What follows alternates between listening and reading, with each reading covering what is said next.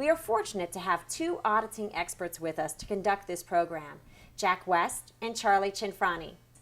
Jack is the chair of the U.S. Technical Advisory Group and the lead U.S. delegate to ISO Technical Committee 176, the technical committee responsible for the ISO 9000 family of quality management standards. Charlie has actively participated in the International Organization for Standardization Technical Committee 176, the working group that wrote ISO 9001-2000 and ISO 9004-2000.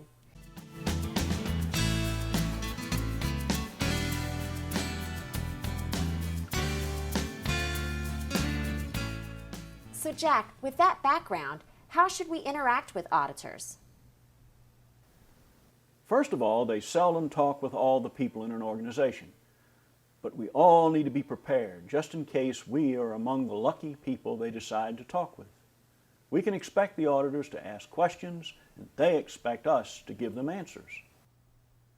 Jack, if you had to pick 3 do's as advice to individuals when answering auditors' questions, what would your top 3 be? First, answer the auditor's questions as directly as possible. Auditors are pros at asking questions and listening to answers. They appreciate direct answers. And number 2, Jack? Answer questions factually. There used to be a TV show called Dragnet when I was young. Black and white, 12-inch screen. It was a cop show, and the detective always said, "Just the facts, ma'am." Good advice for answering auditors' questions. Perhaps most important, you should always tell the truth as you know it. And number 3, Jack? The hardest of all. Answer the questions as briefly as possible without elaboration or opinions. Well, Jack, that seems really straightforward. Is it really as easy as you make it sound? Almost. The biggest issue I've found is the fear of the unknown.